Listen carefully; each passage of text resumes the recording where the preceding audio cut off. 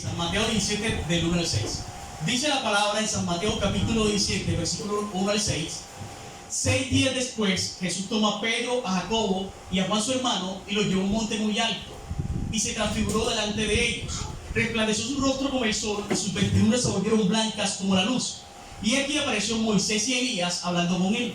Entonces Pedro dijo: Señor, es bueno para nosotros que estemos aquí. Si quiere, hagamos pues 3 enramadas, una para ti, otra para Moisés y otra para Elías. Mientras él aún hablaba, una nube los cubrió y una voz desde la nube que decía: Este es mi hijo amado, en el cual tengo complacencia, a él oí. Dice el versículo 6, que entonces los discípulos se postraron sobre su rostro y adoraron con gran temor. Amén. Mire, Mateo capítulo 17, del 1 al 6, representa, como lo dice la Escritura, la transfiguración de Cristo. ¿Qué es la transfiguración de Cristo? Representa una metamorfosis que tuvo Cristo. ¿Qué es una metamorfosis? Para entenderlo, la metamorfosis es cuando la oruga, el gusanito, se convierte en ¿qué? En mariposa, ¿ok? O muy comúnmente los pececitos, ¿cierto? Más bien se convierte como en ranita, ¿no? En rana, muy bien. Es una metamorfosis, es un cambio, ¿ok?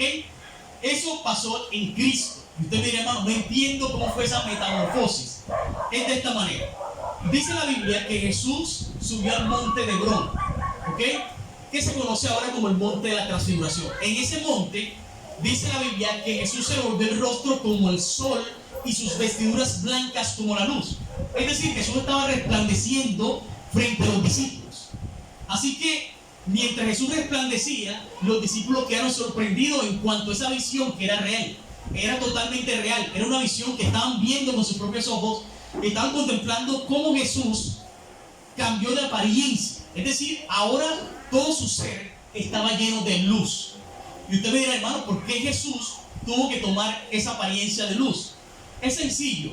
La Biblia enseña que hay un reino de la gracia, ¿sí? Hay un reino de la gracia, de la salvación, de la misericordia. Pero la Biblia también enseña que hay un reino de la luz. ¿Cuál es el reino de la luz? La Biblia enseña que cuando estemos en el reino de los cielos, más bien cuando estemos en los cielos, todo será luz. Dice la Biblia de que Dios es luz. Amén. Y Dios mora en la luz inaccesible. Imagínense. Amén. Y en él no hay sombra de variación. Es decir, todo es luz. Allá no hay oscuridad en el cielo. Amén. Todo es luz. Amén. Por lo tanto, que si Dios es luz, ¿qué somos los hijos? Somos luz también. Amén. Por eso Jesús mencionó en cierta ocasión: somos sal de la tierra, pero también somos ¿qué? Luz de este mundo. Muy bien. Es decir, Jesús estaba mostrando lo que realmente será el reino de la luz. Lo que Jesús estaba mostrando era más bien una pequeña enseñanza, un prototipo, una maqueta de lo que será la segunda venida de Cristo. Es lo que estaba mostrando Jesús. Cuando Jesús venga, vendrá en las nubes de los cielos, ¿cierto? En las nubes. Pero entonces dice que estará lleno de luz. Vendrá como Rey de Reyes y Señor de Señores. Eso es la transfiguración. Es una pequeña enseñanza de lo que será la segunda venida de Cristo. Por eso Jesús tuvo que tener una metamorfosis o una transfiguración delante de los discípulos, para que los discípulos pudieran entender que hay algo más extraordinario, algo más maravilloso, que ellos tienen que poner su mirada en las cosas de arriba y no en las de la tierra, en las cosas celestiales. ¿Ok? Amén. Ahora, es interesante que en Mateo 17, mientras los discípulos veían Jesús transfigurado, dice que de un lado apareció Moisés y del otro lado apareció Elías.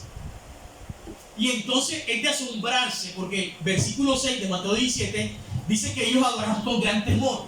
Es que cuando ellos ven esa escena de Jesús transfigurado y ahora aparece un personaje llamado Moisés y otro Elías, y recordemos que la Biblia dice que Moisés murió hace muchos años atrás. Muchos años murió, más de por lo menos 3.000 años atrás, imagínense, casi 4.000 años atrás. Pero la Biblia dice que Moisés no solamente murió, sino que Moisés resucitó. Y una prueba verídica de que Moisés resucitó es que aparece ahí en la transfiguración. Amén. Ahí está. Amén. Es decir, que de una u otra manera Dios había resucitado a Moisés y ahora apareció también en la transfiguración de Cristo. Moisés había resucitado, Moisés había buscado la muerte, Moisés había experimentado la muerte, pero también había experimentado ¿qué? La resurrección. Amén. Interesante. Amén. Pero por otro lado apareció Elías. Dice la Biblia que en 2 Reyes 2:11, que Elías fue llevado al cielo por un torbellino. Es decir, Elías, que estaba presente en la transfiguración, él no gustó la muerte. Es decir, él no murió, sino que fue llegado al cielo. Llegó al cielo sin conocer la muerte. Amén. Les hago una pregunta. ¿Qué le gustaría a usted? ¿Ir al cielo, morir, resucitar, ir al cielo, o sencillamente ir al cielo sin conocer la muerte? ¿Qué le gustaría a usted? Ir al cielo sin conocer la muerte. Hombre, todo el mundo queremos ir al cielo sin conocer la muerte. Bueno, eso depende de Dios. Lo que Dios quiera. Dijo el apóstol Pablo que para mí el vivir es Cristo y el morir es ¿qué? Es ganancia. Amén. Así que hermanos, como nos toque, lo importante es estar en el reino de los cielos. Amén. Ahora, ¿por qué digo que la transfiguración representa la segunda venida de Cristo? Porque sencillamente Jesús se presenta transfigurado, presentando el reino celestial, pero por un lado aparece Moisés. Moisés está representando todos aquellos que han muerto y morirán en Cristo, pero serán resucitados. Pero Elías está representando a aquellos que no gustarán la muerte, que no morirán. Lo que estamos diciendo ahora en Mateo 17 es lo mismo que dice el apóstol Pablo en 1 Tesalonicenses, el capítulo 4, versículos 16 y 17, donde nos dice que el mismo Señor, con voz de mando, voz de arcángel y trompeta de Dios, descenderá ¿de qué? Del cielo, y los muertos en Cristo, así como Moisés, resucitarán primero, y luego nosotros que estemos vivos, así como Elías, seremos arrebatados juntamente con ellos para recibir al Señor en el aire. Amén. Ahí estaremos siempre, pero siempre con el Señor. Amén. Hermanos, no hay duda que para nosotros los adventistas del séptimo día creemos que Mateo 17 representa la segunda venida de Cristo. Esa es la segunda venida de Cristo, es decir, es una muestra, ¿ok? Es una muestra para los discípulos. Amén. Ahora, en todo esto surge una pregunta, y la pregunta es: ¿por qué Cristo tenía que transfigurarse? Eso es una pregunta.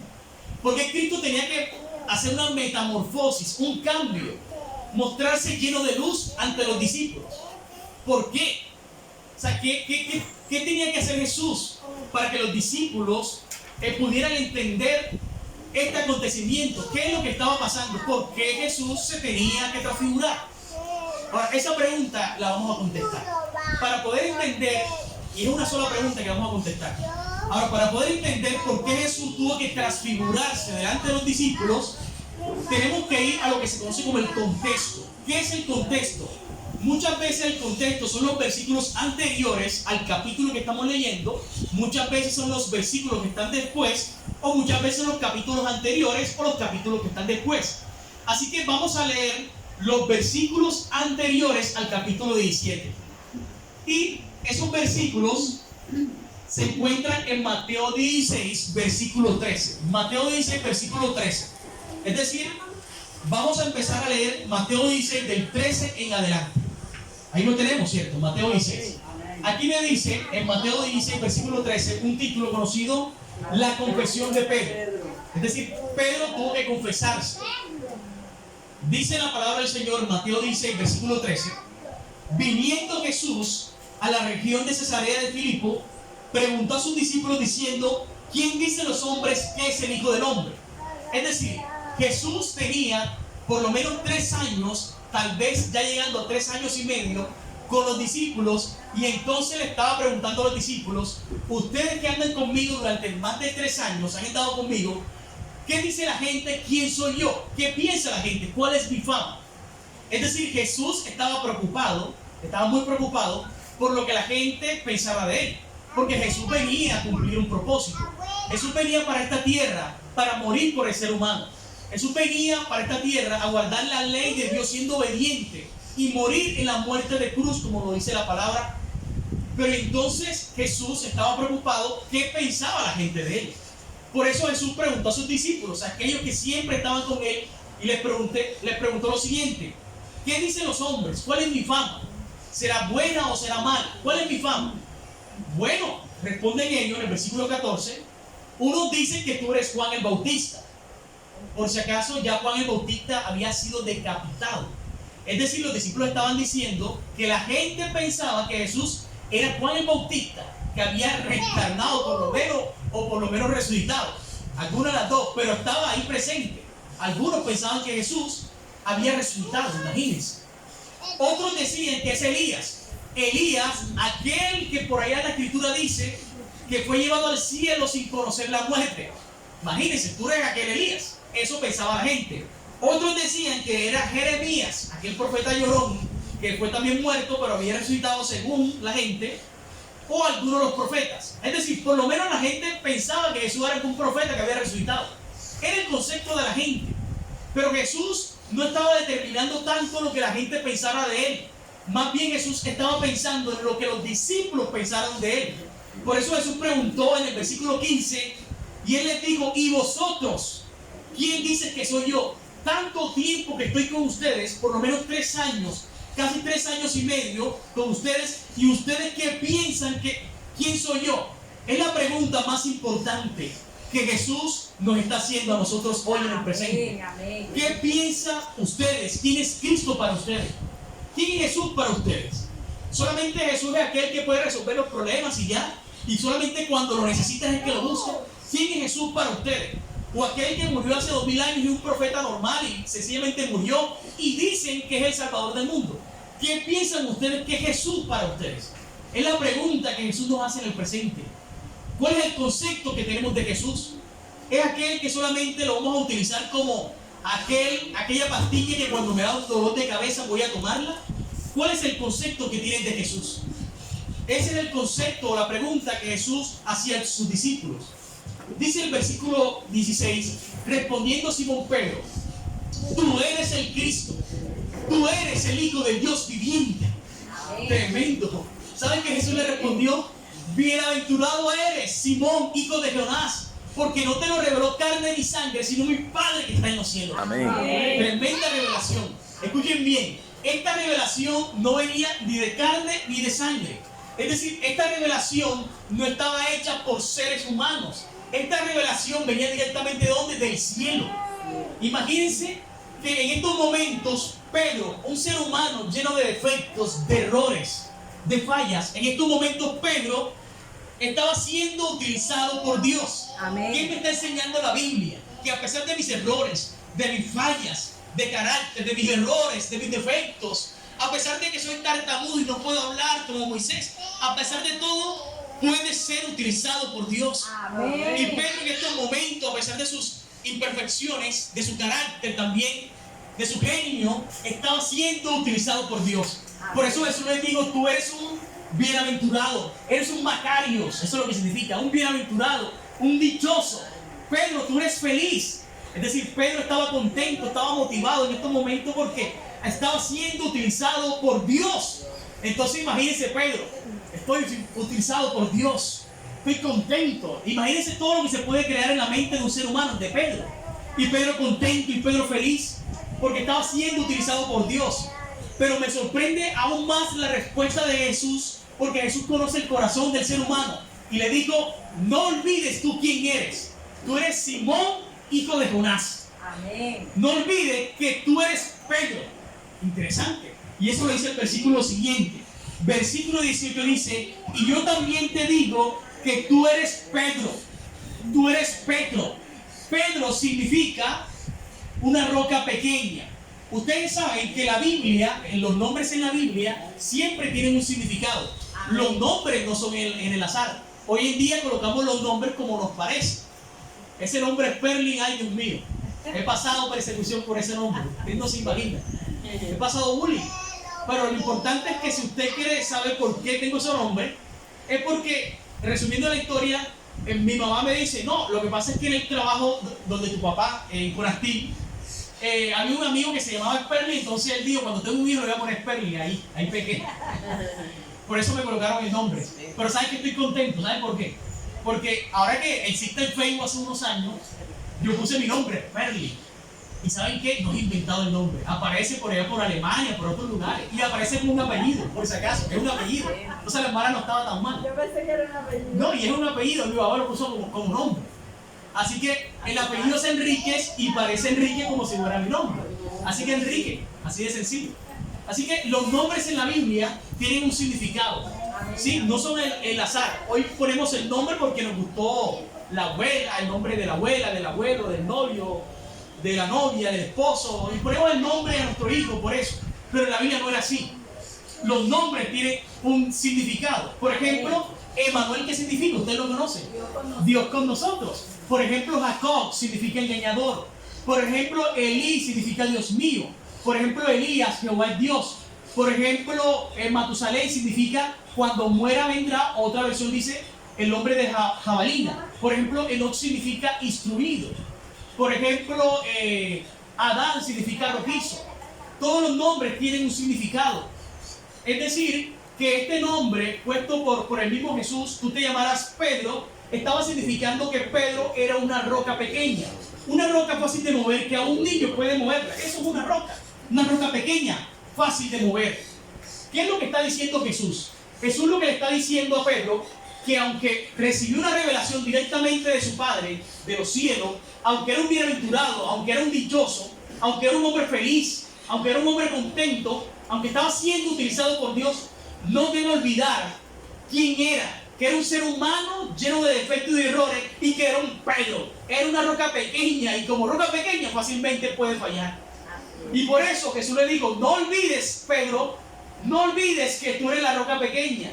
Pero sigue diciendo el versículo 18, y sobre esta roca edificaré mi iglesia. Y cuando Jesús dijo sobre esta roca, se estaba refiriendo a él. El contexto se refiere a él. Y sobre esta roca, y sobre esta petra, porque esa es la palabra original, y sobre esta petra edificaré mi iglesia, y las puertas del Hades no prevalecerán contra ella. Amén. Es decir, Jesús le estaba recordando a Pedro, Pedro, eres un ser humano lleno de imperfecciones. Y quiero decirte que sobre esta roca voy a edificar la iglesia. Amén. Es decir, Jesús no pudo poner el mejor fundamento. El mejor fundamento era él, era la roca. Era una roca inconmovible, una roca que no se puede mover, una roca inquebrantable. ¿Saben? Hoy en día la tradición dice, la tradición que Pedro es el primer papa. Pero eso no lo dice la Biblia. La tradición dice que Pedro es el primer papa y que cuando una persona muere, él está en la puerta del cielo con una llave, para que cuando entren los justos, entonces le da la bienvenida. Eso no lo enseña la Biblia. Y por eso la tradición dice que fue el primer papa y hoy en día sigue otro papa y otro papa hasta el sol de hoy que tenemos otro papa. Eso no lo enseña la Biblia. Por eso Jesús dijo, sobre esta roca, sobre Cristo, sobre él iba a edificar su iglesia. Amén. La tradición dice que la iglesia está fundada sobre el primer papa, que es Pedro. Eso no lo enseña la Biblia. El contexto no lo enseña. ¿Y saben qué? ¿Cómo Jesús va a poner el fundamento sobre un ser humano? Sobre Pedro. Porque Pedro es un ser humano que hoy puede estar bien, pero mañana puede estar mal. Es un hombre voluble. Esos somos los seres humanos, que hoy estamos contentos, pero mañana estamos tristes. Hoy somos espirituales, hoy somos los mejores, pero mañana somos imperfectos, llenos de errores. Por eso Dios no pudo poner el fundamento sobre Pedro, porque Pedro es voluble, es como la ola del mar que es arrastrada por el viento, como dice el libro de Santiago. Definitivamente Jesús tuvo que poner el mejor fundamento. Por eso dice la Biblia que en cierta ocasión un hombre edificó su casa sobre la arena y vinieron tempestades, vinieron tormentas, ¿cierto? ¿Y saben por qué la casa cayó? Porque estaba fundada sobre la arena. Pero cuando Jesús mencionó que había también un hombre prudente que edificó su casa sobre la roca y vinieron tempestades y tormentas, vino todo esto y la casa no cayó porque estaba fundada sobre la roca. Es decir, mi vida debe estar fundada sobre la roca. Amén. Hermano, yo no dependo, escuchen bien, yo no dependo del COVID para tener vida, no. Yo dependo de Cristo. Amén. Ahora, me vacune o no me vacune, yo dependo de Cristo. Amén. ¿Okay? Hay que entender eso. Nosotros tenemos el mejor fundamento. Yo no dependo del pastor, yo dependo de Cristo. Amén. Usted no depende del hermano Uber. Porque si usted depende del hermano, sencillamente se va de la iglesia. Usted depende de Cristo. Yo Amén. dependo de Cristo. Amén. Aunque la iglesia se caiga, hermano. Por eso muchas veces muchas personas están fuera de la iglesia. Porque pusieron su mirada en cosas terrenales. El hermano, la hermana. Por eso se dice que muchas estrellas se apagarán. Sencillamente, ¿dónde está tu fundamento? ¿Dónde está tu hogar? ¿Será que tu hogar tiene el mejor fundamento? Si tu hogar está en el mejor fundamento, tu hogar no va a caer, hermano. aunque atormentosos y con problemas y con dificultades, hermano, ahí estamos. Amén. Y la herencia que nos dejó, porque ahorita nos está el huracán, pero nos dejó una herencia, como la gelatina. Aunque se mueva, hermano, esto no se cae, ahí estamos firmes. Amén. Ese es un pensamiento que nunca se me ha olvidado. Y cada vez que lo recuerdo, lo menciono. Así que, definitivamente, esa es nuestra roca, es Cristo. Amén. Pero imagínense pensar que que Pedro es el fundamento, hermano. Definitivamente, esto se vuelve un desastre y un caos. Como dice el salmista, si no estoy mal, si Jehová no es quien vela, en vano vela la guardia, hermano. Definitivamente necesitamos que Cristo sea el fundamento de nuestro trabajo, en nuestro hogar, en nuestros estudios. Necesitamos que Él sea el fundamento en nuestra vida espiritual también, hermano. Necesitamos que esta iglesia adventista tenga sus ojos puestos en Cristo y en su palabra, hermano. Porque si no está en su palabra, hermano, esto se cae. Entonces damos gracias a Dios que tenemos la roca y tenemos esa palabra en nuestra vida también. Amén. Amén. Sigue diciendo la escritura en el versículo 19: y a ti te daré las llaves del reino de los cielos, y todo lo que atares en la tierra será atado en los cielos, y todo lo que desatares en la tierra será desatado en los cielos. Y voy a leer nuevamente el versículo anterior para entrar a un contexto mejor. Dice: sobre esta roca edificaré mi iglesia, y las puertas del Hades no prevalecerán contra ella. Las puertas de la muerte no prevalecerán contra ella. Y a ti te daré las llaves del reino. Y todo lo que atares en la tierra será atado en los cielos, y todo lo que desatares en la tierra será desatado en los cielos. Hermanos, parece ser que a Pedro se le entregó algo. ¿Qué se le entregó a Pedro? ¿Será que a Pedro se le entregó las llaves de la muerte? Eso no lo dice la Biblia. Dice: a ti te daré las llaves del reino de los cielos. Es que la tradición no lee bien, no lee la escritura. Entonces dicen que Pedro es el primer papa, y por lo tanto Pedro tiene las llaves de la muerte. Hermano, eso no lo enseña la Biblia. ¿Saben quién tiene la llave de la muerte? Hermano, la Biblia dice en el libro de Apocalipsis, capítulo 1, versículo 18, Jesús dijo: yo soy aquel que estuve vivo, pero muerto, y ahora vivo por los siglos de los siglos, y tengo las llaves de la muerte y del Hades. Amén. Cristo ha prometido, hermano, que con sus muertes a muchos atraerá a Él. Dice la Biblia también que aunque la iglesia tenga persecución, angustia, aunque la muerte acecha a la iglesia, porque las persecuciones ocurrió, en el pasado ocurrió, pero está profetizado que en el futuro también seguirán muertes y muertes y muertes. Pero a pesar de que muchos mueran en el nombre de Cristo, Jesús ha prometido: yo soy aquel que tengo las llaves de la muerte del Hades. La Biblia dice en Juan capítulo 11, versículo 25: yo soy la resurrección y la vida, el que cree en mí aunque esté muerto vivirá, dice la escritura. Eso lo enseña la Biblia. La Biblia dice en el libro de Hebreos capítulo 2, versículo 14: por cuanto los hijos participaron de carne y de sangre, Él también participó de lo mismo, y destruyó por medio de la muerte a aquel que tenía el imperio de la muerte, esto es, a saber, el diablo. Cristo con su muerte venció a aquel que tenía el imperio de la muerte. Amén. Por eso, aunque la iglesia sufra persecución y angustia, porque vamos a pasar persecución y muerte también, Jesús ha prometido que Él tiene las llaves de la muerte, porque Amén. Él es el fundamento. Amén. Indiscutiblemente, Dios, Jesús, tiene el don de la vida. Él es la resurrección. Amén. Dice el versículo 21 para adelantar. Y no olvide la pregunta que vamos a contestar en la transfiguración: ¿por qué Jesús se tenía que transfigurar? ¿Okay? Eso lo respondemos al final. Amén. Versículo 21.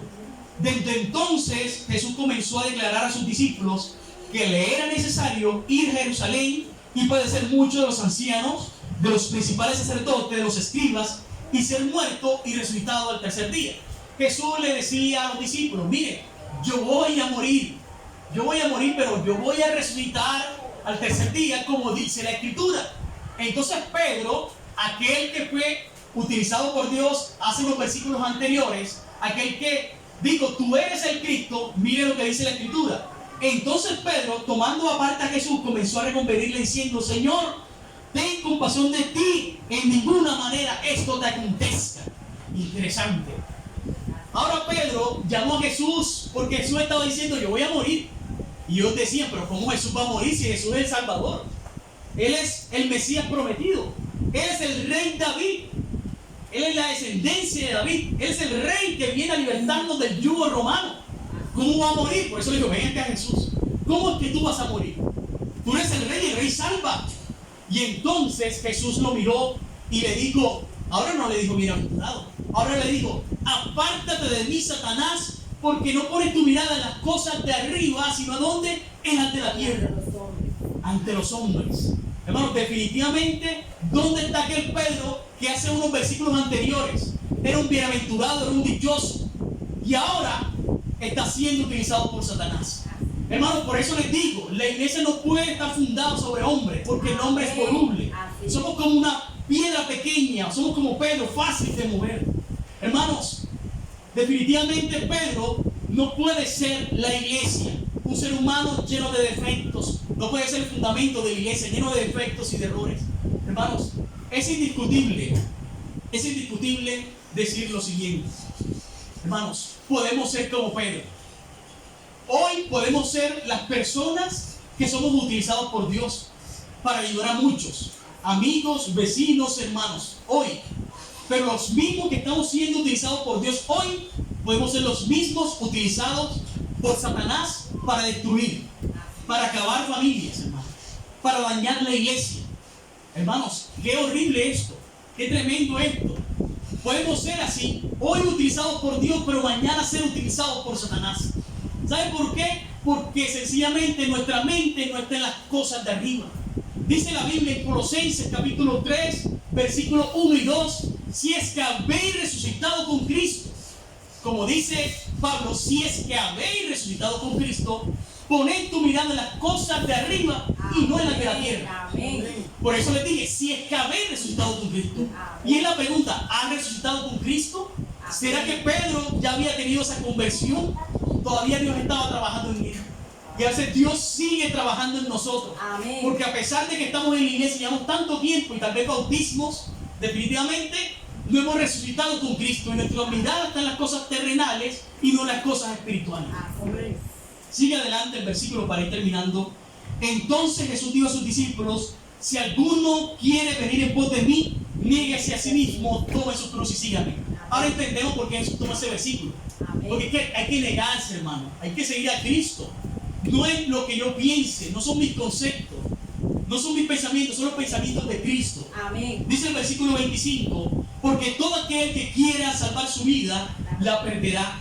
Y todo aquel que pierda su vida por causa de mí, la hallará. Amén. Por eso les dije que si morimos en Cristo, para nosotros es que es ganancia. Amén. Dice el versículo 26, que es la lectura bíblica, que estaba buscando hace rato, dice, ¿por qué aprovechar el hombre si ganar el mundo y perdiere su alma? ¿Qué recompensa dará el hombre por su alma? Hermanos, ¿de qué le sirve al hombre si gana el mundo pero pierde su alma? Quiero comentarles, hermano, que hace años atrás había un hombre que tenía, vivía en un apartamento ahí en los ejecutivos, un hombre, los ejecutivos, muchos conocen el conjunto de los ejecutivos, frente de Macro. Ese hombre tenía una fama, y la fama de ese hombre era, tengo mi pensión del terminal, si no estoy mal, los muelles del terminal, tengo mi pensión, tengo mi auto. Su esposa había muerto, por lo tanto, él decía, mi plata es para mí solo. Yo no voy a buscar mujer, no voy a tener hijos, no voy a darle mi plata a nadie, esta plata es mía. Y entonces, la familia iba a visitarlo a él. Iban los sobrinos, iban los ahijados, en fin. Iban también los primos o las primas. Y cuando llegaban a ese lugar, él decía, si vinieron por aquí, salgan por acá. Hermano, se cogió una fama en ese conjunto residencial que los pelados, los muchachos, le hacían maldad. Imagínense que le tocaban el timbre y se escondían. Lo tenían como el amargado del conjunto, los ejecutivos, ahí el amargado. Era un señor ya de edad, pensionado. Era el amargado. Y entonces él era de los que miraba así a la otra persona. Miraba así. Ustedes saben cómo es esa expresión. Todo le guía y nada le huele, dicen por ahí. Así que, ¿cómo una persona se puede volver tan apática, cierto, a las personas? Porque él decía, todo esto yo lo trabajé, esto es mío. Esto es mío y me pertenece este dinero. Yo lo trabajé y no tengo que darle dinero a nadie. ¿Saben qué es lo sorprendente de esto? que este hombre fue encontrado muerto al cuarto día en su casa, en el apartamento, en el baño. La persona yería, por eso fue que lo encontraron.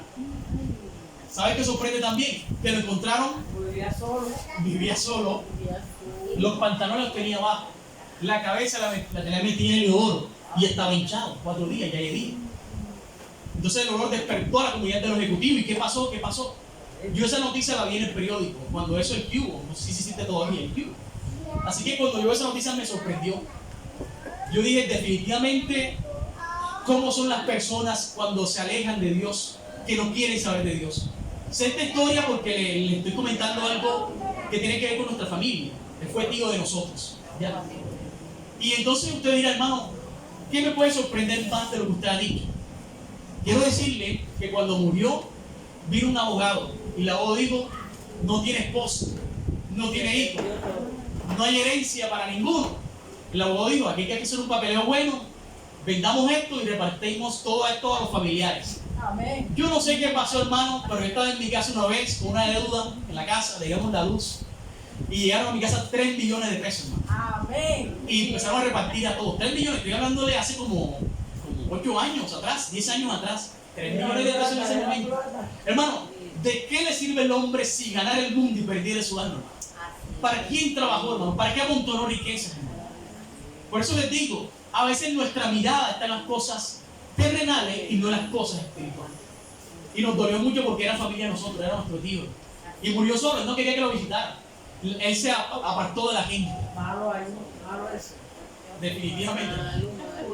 Vamos a terminar. Dice el versículo 27, porque el Hijo del Hombre vendrá en la gloria de su Padre con sus ángeles, y entonces pagará cada uno conforme a sus obras. De cierto os digo que hay algunos de los que están aquí que no gustarán la muerte hasta que hayan visto al Hijo del Hombre viniendo en su reino. Amén. Quiero que entiendan ese versículo que estamos leyendo. Jesús está diciendo, hay algunos de los que están aquí que no morirán, no gustarán la muerte hasta que vean a Jesús venir en la gloria de su Padre con los ángeles. Pero la pregunta es que los discípulos murieron los discípulos y Jesús no ha venido todavía. ¿Será que Jesús estaba mintiendo? Jesús no miente. Juan capítulo 17, versículo 17 nos dice, santificados en la verdad, su palabra es verdad. Jesús no miente. ¿Qué es lo que estaba diciendo la Biblia? La Biblia está diciendo que hay algunos de los que están aquí presentes que no van a morir hasta que vean a Jesús venir en su segunda venida de Cristo. Amén. Estaba diciendo de que algunos de los que estaban presentes iban a experimentar la transfiguración. Por eso dice la Biblia, algunos de los que están aquí, no todos los discípulos. Por eso dice Mateo 17, 6 días después, Jesús tomó a algunos, a Jacobo, a Pedro y a Juan su hermano, y los llevó a un monte muy alto y se transfiguró delante de ellos. Hermanos, sencillamente Jesús quiso mostrarle a los discípulos una enseñanza de lo que será la segunda venida de Cristo. Amén. Y respondemos la pregunta, ¿por qué Jesús se tenía que transfigurar delante de los discípulos? Jesús se tenía que transfigurar delante de los discípulos, era porque ellos tenían un concepto tan material. Ellos tenían el concepto de que Jesús era un rey como David y venía a gobernar. Por eso los discípulos decían, maestro, maestro, en tu reinado yo quiero estar a la derecha y mi hermano a la izquierda. Y Jesús dice, oye, pero tú no sabes lo que estás pidiendo. Por eso ahí estaba Judas presente y decía, yo quiero también ser el recaudador, porque se estaba imaginando los tesoros en el reino terrenal de Jesús. Pero Jesús le estaba diciendo, ustedes por qué piensan en las cosas terrenales, poned su mirada en las cosas de arriba y no en las de la tierra. ¿De qué le sirve al hombre si gana el mundo y pierde su alma? Definitivamente los discípulos tenían una mente tan acostumbrada a lo material, el concepto de lo terrenal, que olvidaron a las cosas espirituales. Por eso Jesús le dijo, tengo que mostrarles la segunda venida de Cristo y mostrarles el reino espiritual para que puedan entender que esto es un reino espiritual, un reino de gracia y de misericordia. Amén. Hermanos, hay muchas personas de esta iglesia, nosotros que estamos presentes, muchas veces ponemos un concepto tan material en nosotros. Y voy a poner un ejemplo. Alguien por ahí, una hermana de la iglesia, que no veo necesidad, me dijo, acompáñame a comprar un celular. Y el celular que compró nuevo, costó 1.700.000, 1.800.000. Y yo dije, caramba, hay que ser sincero. El que tiene para comprarlo, que lo compre. No podemos juzgar. Así. Pero para nosotros, 1.800.000, un celular, hermano, esos no son conceptos espirituales. Así. Es decir, ¿dónde tiene la mente esa muchacha? Y es amiga mía. Espero que no me esté viendo. Amiga mía. Pero ¿dónde tiene ese concepto? ¿Dónde tiene su mente, hermano? En los bienes terrenales. En los bienes terrenales, hermano. Errores que cometemos como seres humanos, somos volubles a veces. Y como un ejemplo sencillo, porque a veces fallamos porque queremos que tener la mejor gama, la mejor cosa, la mejor pinta, el mejor zapato, hermano. Esto se pudre, hermano. Esto se pudre. Esto se acaba, como mi tío se acaba. Pero tu alma es la que va a ser salvada. Amén. Por eso, hermano, la Biblia te enseña que tu mirada debe estar puesta en la roca. Y Amén. en medio de las dificultades, hermano, de las pruebas, tu vida no caerá porque estás en el mejor fundamento. Amén. No olvides que la vida cristiana es una vida de lucha, de conflicto constante. Es una batalla, pero también una guerra. Pero cada acto de negación por amor a Cristo, cada prueba bien soportada y cada victoria obtenida sobre la tentación es un paso más que nos conduce a la victoria de la batalla final. Dios nos llama para que seamos como Cristo, para que nuestra mente está en las cosas espirituales y no en las de la tierra. La pregunta es, si no es ahora, entonces ¿cuándo? Y si no es con usted, entonces ¿con quién será? Bendiciones para todos. Amén.